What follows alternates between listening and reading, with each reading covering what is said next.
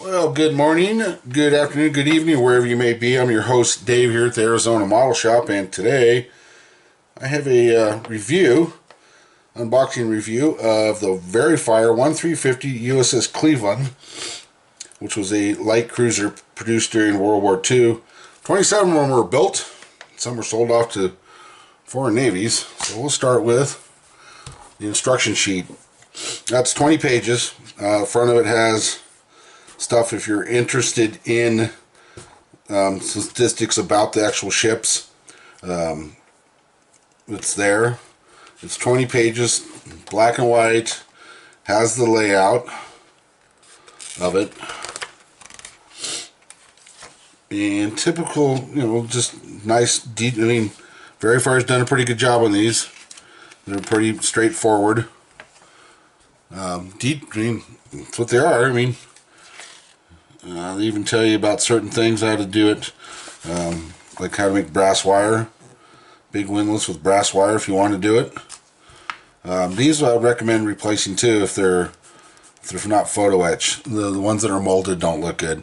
A good detail upset for this thing would definitely make it an outstanding one. But say it's 20 pages. I even noticed some really good detail on the ship itself. No surprise. Never done a Verifier yet, so that's in my list. But 20 pages, and they even show you what it looks supposed to look like when it's completed. And then it gives you a painting scheme. MS-22, I believe this is. Very effective when the ship wasn't moving. Plus, blues in World War II tended to fade horribly in the Pacific. All that wonderful sun down there. So you get that, nothing on the back. And we'll start with the hull. I'm going to try to get as close as I can here. Heavy, thick so far. It doesn't want to bow a lot. But I'm really impressed with this. These are sea chests and drains. You don't see these. I haven't seen any on the other ones. I usually make my own to give it a little more realism. And they've even got the detail. Let me get that in there. How they change the metal changes from here to make the shapes down along the bottom, and it's even got a decent armor belt on it. Two-piece as usual. I'm not a real fan of two-piece, but oh well, you have to deal with it. Once together, I would definitely put some reinforced, along here, little strips with some super glue, or super glue, if you use it, or even the Tamiya glue, just to get it so that if you turn it over and you want to get rid of that seam on the bottom, if you're anal about that, you're not sanding and keep cracking it. It just gives you something more to go with. But that is the hull. I think it's about 22 inches long. Okay, we got, get this out of here.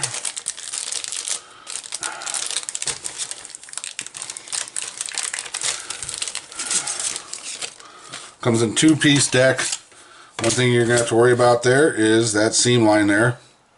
But the deck molding is really good.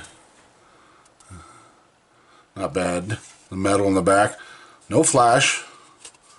I don't see any injection marks on top, but you may, if you really want to, you can put a piece of square stock down here and reinforce that to give it some more. Front, same thing. Real good deck detail. And then the front there. A lot of this I see has, you can see that right there. That's you saw them on the Fletchers a lot, but I guess they had them on here too. These are no skid pads that were stuck down like skateboard as a kid, all over the place. So you have that. Here's your base for your main superstructure, and this one has a lot of pads around it. Right, like through there, little wooden deck. I would definitely try to find a good aftermarket wooden deck for this, which would be really good. Sides, a few portholes to drill out. Detail, the doors look pretty good. Looks like there's some spots that have some other things glued on. Little supports right here. I don't see a problem with that too much. Bowing or flexing, getting in there. There's a little nubs, some little nubs on the side and underneath, but not bad. Okay, we're going to go into the next one, which is fret D, and there is 4 of these. And we have the screws, 4 of them. These are the barbettes, the guns with their blast bags already pre-done on them. Some after stuff. This goes inside. Anchors, the base, and here is the turret. Not much to it. It's an 8-inch gun. Or was it 6-inch? No, it's 8-inch. Yeah. But that's not too bad. There's some reinforcing things here that go across the hull to give it so the sides don't cave. Those are actually pretty good. But I'd still do the bottom. Give it a little more. So there's 4 of those. Got them in plastic, ones in plastic, trying to, which as you can tell, turrets have already fallen off. So we got that. You get this one open.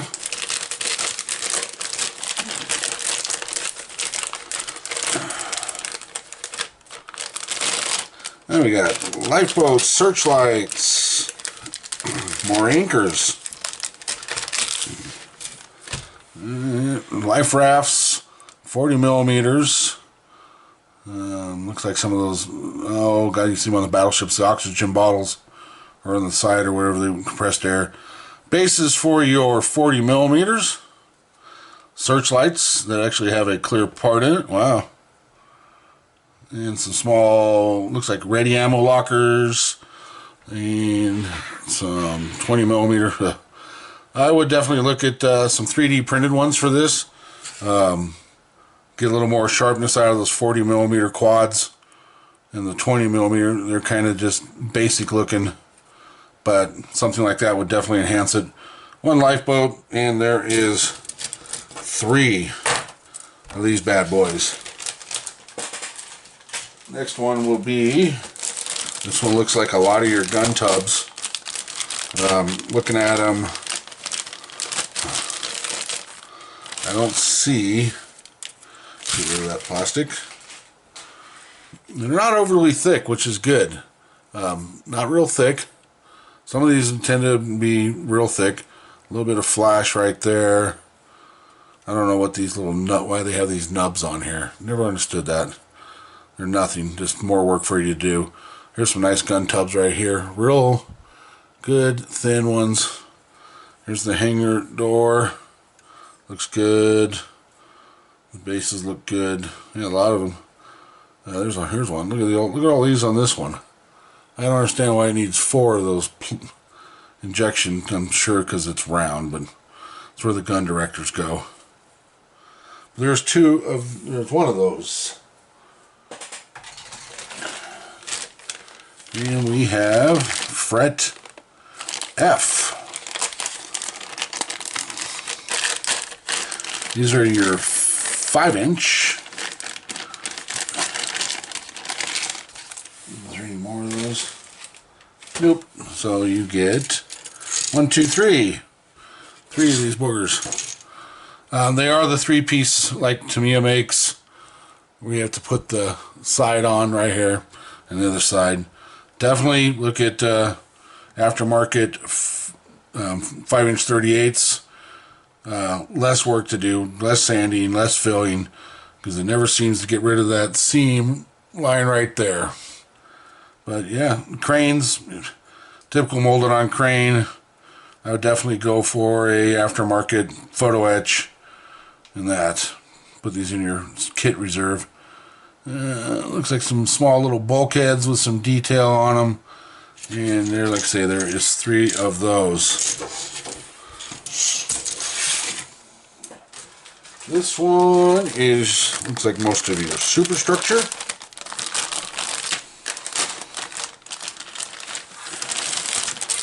And let me tell you, there's a lot of no skid pads on this thing. Both those, this one have it. Good detail on doors, vents. Even they already have the mounted on fire hose locations. Some portholes that could be used to be drilled out. Give it a little more authenticity. Of course, a little drop of that in there makes a nice looking window. Let's see, more, oh god, look at the tons and tons of those little no skids. Pretty, and here's the bridge right where my finger is right here. Quite a few holes to drill out. There is some slits for the armored conning tower. Your choice if you want to try to clean those out or just fill them with some black paint or panel marker. But yeah, nice to be drill those out. Give you a lot more detail in there. As you can see, there's quite a few of them. Okay, let's get to this one. There is another one, part L. And this looks like some more gun shields and catapults. The gun shields actually look really good. Not too thick. I like it. The gun directors here on the top, there's some injection sagging. So these two are going to have a little fill on the top, or at least a little sand to level it out. Those look good. Those look good. Catapults, like I say, once more, I would go with an aftermarket, if you can afford it, PE photo etch. It does come with some photo etch, but not enough to do anything, which is kind of a bummer. And then we have fret in. This looks like more superstructure, struts, davits, funnels.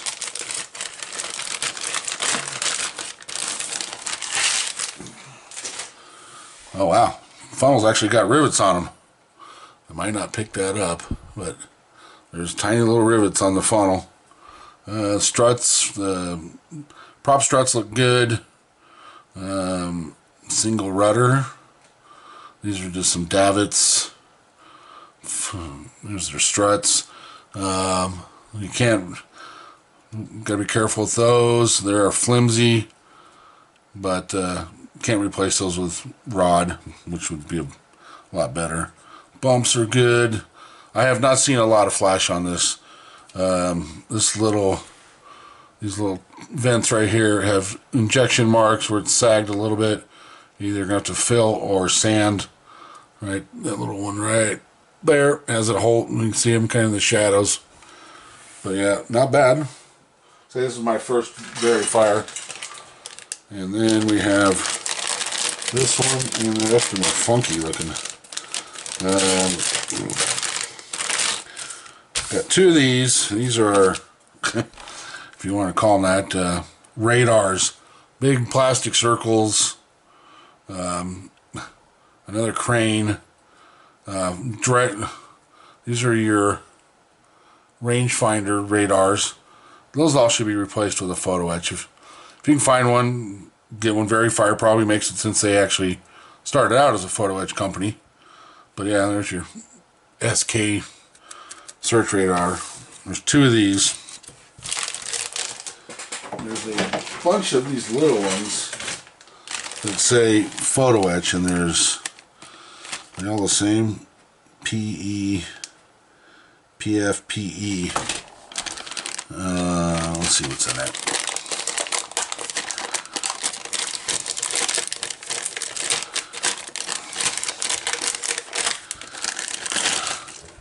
These are chocks, Clint davits, some more life rafts, some more 40mm, 20mm. So definitely you get three of those on fret PE, PF. Sorry. Excuse me. same things. Look good. Definitely some cleaning on the bottom where the attachment points are for that. But that looks good. And then there's PE. No, this is PF. So they're same things. Same thing. So there's 4 of these you get. Oh wow, actually 5. Yep, 5. 5 of these same things. PF. Just a little oddball section of chocks, cleats, and that. There is, I'm sure you're probably find one 3D printed or whatever. Comes with a float plane. It doesn't look too bad. You can see some detail on the panels and the upper where the flaps are, but not bad. No clear canopy. Solid. So maybe if you have one in your stash would be better. And then let's finish up with, they provide you with some anchor chain, which is always nice. You get a little bit of that. And of course decals, ship markings, depth markings, CL-55, American flag, typical. And then there's the little bit of photo etch you get. They have one rail or one reel. Looks like a little bit of for the a bunch of reels on there. Actually, would be good to save. Rails, some radar mounts, and 2 ladders, 3 ladders. That's about it. I mean, I know it's a pain in the butt to see it, but not much. I mean, is it really worth it? You know, you could add that in with your other ones. So definitely would. Really good looking kit, actually. I was impressed with.